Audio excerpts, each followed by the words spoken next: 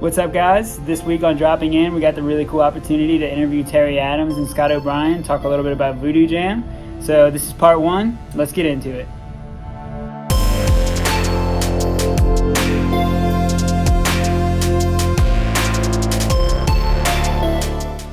What's up, guys? Welcome back to the YouTube channel. Today we're doing episode 3 of Dropping In. I have two very special guests, Scott O'Brien and Terry Adams. Thank you, guys. Yeah, thanks for having us, dude. Absolutely.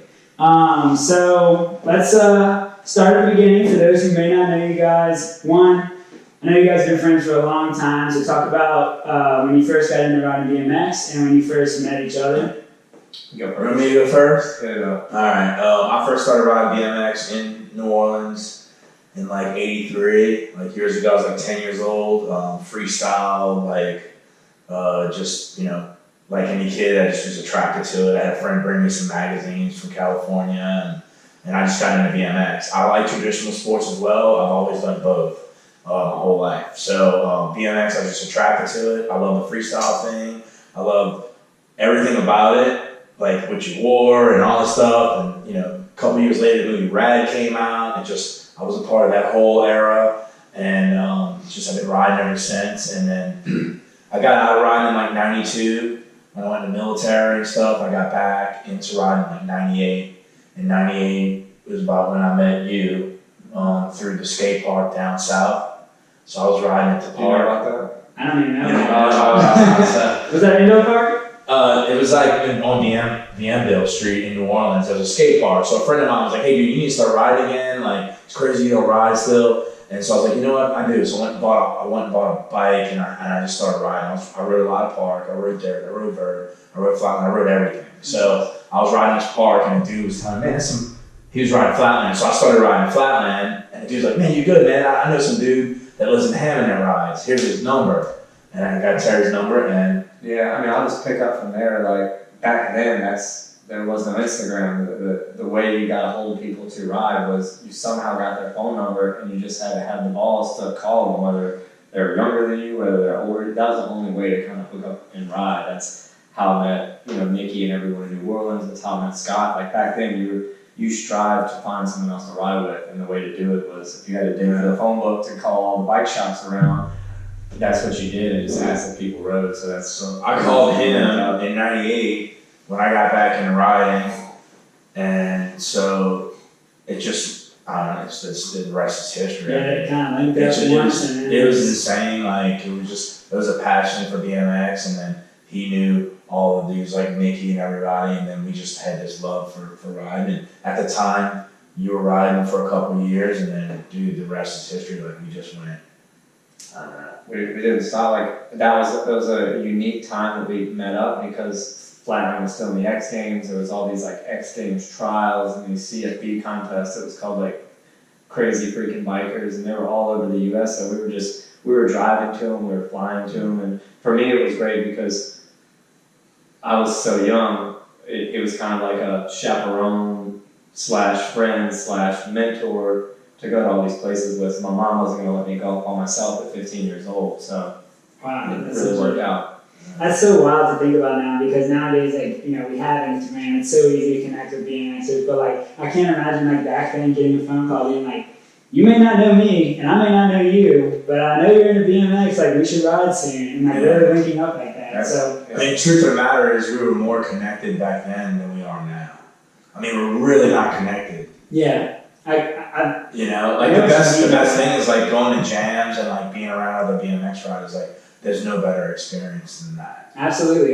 We did a jam yesterday at the Wentwood Park. We probably had 60 to 80 people show up. We had some best trick for BMX, best trick for skate, and the vibes were so good. It's this is why we do the shop, we do these events. This is what it's all about. It was fun. A lot of people threw down stuff I'd never seen at the park. Some people pulled some first time tricks, and it was this is a cool event. I'm happy we made this happen, and I look forward to doing more stuff like that. So I know you guys just got back from a trip to, was Germany the last international contest? Yes. Talk about how that is, what it's like getting on a plane, going on this crazy long flight, competing. Talk about that. I'll go. Yeah, I mean, so just recently went to the Worlds in BMX Cologne. Uh-huh. It's a competition that's been going on for 35 years. Wow. So that guy's history and my history kind of like the guy that runs it, we're parallels, you know. And so it's a really cool event, and it's been going on for a long time, like I said. And to get on a plane, like, so being a part of BMX, I recently listened to like a podcast, and one of the guys said that one of the greatest things he got out of being a BMX driver is learning how to travel. Yeah. Like, you know, without BMX, I don't know how to travel, you know. So I learned how to travel. I'm like, it's putting your bike in the bike bag, it's taking it apart, you know, traveling in Germany, getting on a plane, going there, getting off, you know, doing that whole deal. That experience is amazing. It's unbelievable. It's incredible to travel, and all of a sudden you're in another country and there's probably like dudes from all over the world, you know, probably 20, 25 different countries there, and everybody shares the same experience. So that's the special thing about get out there and travel as a BMX rider. That's what I always tell dudes, like, don't be afraid to do it. And when you get to your destination, like, everyone speaks that same BMX language, the dudes take you in and you enjoy that part of it, like just being with riders from all over the world. I mean, the crazy part about BMX and traveling is that it's so much different than like a normal person that might go to Japan or might go to Europe, because those people they're going there, they're staying in a hotel, they're doing a very like tourist experience. Mm-hmm. And when you go as a BMX rider, they take you in and you're like you're really like a part of their family. And like Scott said, sometimes they don't even speak your language, but you're really, in many ways, more connected with those guys than you'll ever. To the point where the language almost doesn't It doesn't matter. You speak the same language, you speak BMX. Yeah. It really is. It's like music is a universal language, so in our world, BMX is a universal language. Like, you can go stay with a dude in Brazil and you not speak Portuguese at all, and then you're there the whole time and you feel comfortable because they know everything. Like, you want to go ride, they know where to bring you, they know, you know what I mean? So it's really, it's actually kind of crazy.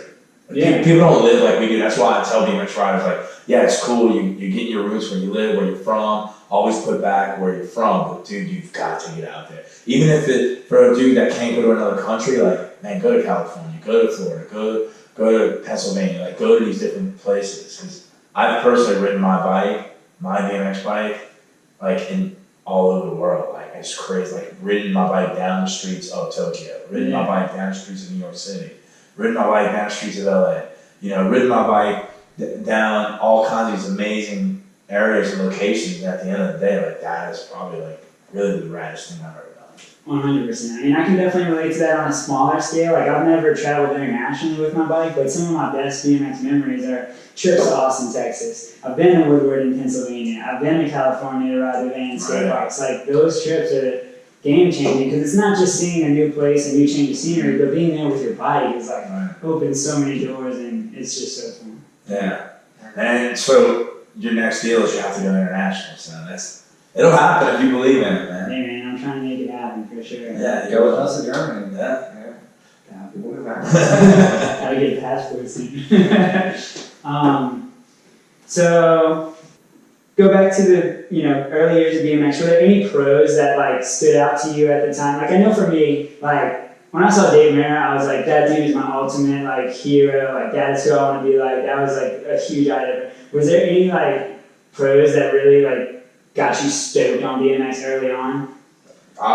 You go. You say a few, and then I'll say a few. Yeah, I mean, honestly, for me, it was everyone that was in the magazine. It's like, if you were in the magazine, then I kind of idolized that person. So at a young age, I realized, like, man, I could get a hold of these guys. It was tangible to just pick up a magazine, call a mail order company, and get these guys actually on the phone. But it was everyone. It was all the ramp riders. It was Taj. It was Matt Hoffman, Flatlanders. It was Andrew Ferris, Trevor Meyer. And a lot of these guys still ride a bike. You know, they might not ride at a competitive level, but that's what's rad. All the guys that I looked up to, they're still riding. They're still out there shredding. Maybe some of them just ride on the weekends. Maybe some of them still doing competitive for the most part, though.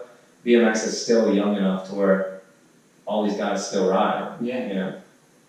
Yeah, for me, dude, it was just like, it's an ironic question, like, in the sense that, like, I was just as happy to be around, like, a dude in my neighborhood as I would have been, like, a dude like in a magazine. Uh-huh. Like I think I was just inspired by everyone that rode BMX. Yeah. And recently I listened to an interview with Chase Gwynn, and he had said something that I thought was really rad that he learned from, like Kevin Jones said, which is like a godfather of flatland BMX. And what he said was like everyone in BMX matters.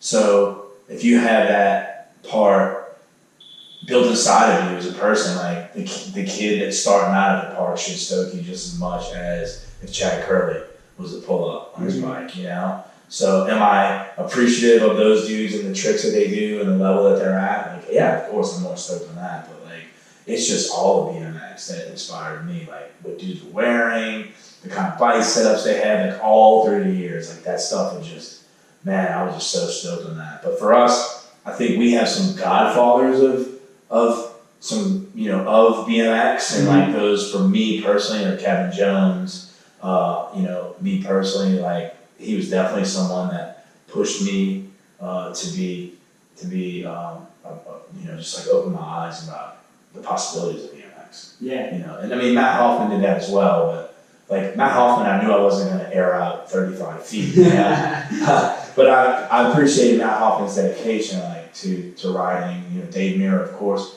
love Dave Mirra because he rode flatland. You know, and there were some videos in the beginning days when he rode flatland, but then he would air out, you know, 10 feet out of a quarter pipe. So it's like, that shit was awesome. He was just all around. And then the things Kevin Jones did on a bike, it was like, you know, back then you couldn't see videos like you see now, and then I get this videotape I've been waiting on, and I couldn't even like, no one even like told me what was on the video. Like I couldn't even find out. You put that tape in and you press play, and you see what this guy did for the first time on a BMX bike. Like that moment in time for me, it will never be replaced. I can never match that moment again. Yeah. Because when I saw this dude do Kevin Jones do some of these tricks on his bike for the first time in my life, I'll never have that moment ever again. Because it was unbelievable. I was like, I didn't know that was possible. Like my brain was like, boom, exploded. Like I didn't know this was possible. And it was like, that's how we did it through VHS tapes. And then we wore those VHS tapes out. Like we put them in and call each other, start them at the same time, like to where those things wouldn't even work anymore. Yeah. So Kevin Jones is pretty much like a dude that kind of pushed our aspect. Well, I say our, but the aspect of flatland BMX to a limit that was just mind blowing. Yeah. Awesome. So to kind of move forward and what you guys have been doing for the past probably 15, 20 years, maybe even, how is it different, like, when you're emceeing and you're riding and you're doing maybe like I know you did a demo at the Indy 500, you've done demos at the NBA games. How is that different from like a contest environment? Really, you go first on this. I mean, it's a show. It's a show. So like, and I don't even know if like guys that ride street don't have to deal with that. Like guys that ride ramps kind of do it, you know. But it's a show, so it is different. You're showcasing. We're showcasing BMX, and so the tricks might be more simple. On the microphone, as an MC, I might explain more of what's going on and what the riding is about. And you're just trying to just hype people up and give the information of what BMX is. It's the same thing as guys doing school shows that are doing backflips on box jumps and stuff like that. They're not, you know, that's the environment is to showcase BMX. And then hopefully the riders are getting paid, and it's a way for BMX guys to get a salary so they can continue riding their bikes as much as possible. You know, so shows are shows, contests are contests. They are two totally different things. Yeah, the main thing about our shows though, we do try to like showcase it in its best form. You know, like we want to walk away there making sure that like flatland looked really rad, to where if there's someone in the crowd, there's a huge cool factor to it, you know. And not to hate on anyone else's shows, but there's some shows that cool factor maybe isn't there, like showing the art as much isn't there, and we've always tried to make sure that that's even more important than the riding. For when we walk away, like if there's people walking up saying it was awesome, no matter if they were 9 years old or 45 years old, they're cycling flatland, so. So that's awesome. Yeah, sometimes they'll almost encourage me to do something a little bit harder that's maybe a contest trick, just even if I don't pull it first try, or even second try or third try. There's been shows where I've maybe tried something like 10 times and it almost gives the crowd a realistic version of how this really looks in a parking lot. Like, man, this is work.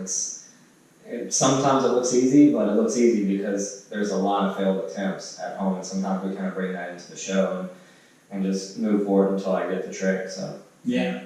Yeah, demos are cool, man. Sometimes they get old, the traveling. I mean, it gets, you got a lot going on in life. I mean, we've done some really, really, really cool stuff.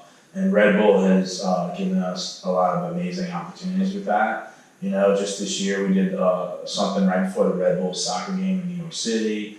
I mean, that was rad. We've done MotoGP shows with Red Bull. We've done NASCAR races with Red Bull. So, I mean, we've done a lot of really awesome events, with them. I don't see any end to it, They call us up, they're like, hey, can you come do this? We're like, let's go, So, it's great because you can literally put flatland anywhere. Yeah. I mean, there was 50,000 people that saw us at the Indy 500 race. There's 50,000 people saw BMX that day. So BMX won. Yeah. Period. That's awesome. Like BMX won. Maybe 4 kids bought a BMX bike out of the 50,000. It doesn't matter to me. But if we sold 4 BMX bikes that day, like BMX just won. That's more people riding. So, right. we did a show in DC in a club, and we walked in, and the space was, I'm not joking, it was like this desk, maybe 2 of these desks, and like 4 of these desks wide, and we're like, yeah, we'll make it work. Just because we know it's possible, we know we can put on a 5-minute show, no matter what the space is, and make it look really cool. So we've never turned down a show because we've shown up and the space is not big enough or a little bit choppy. We just make it work.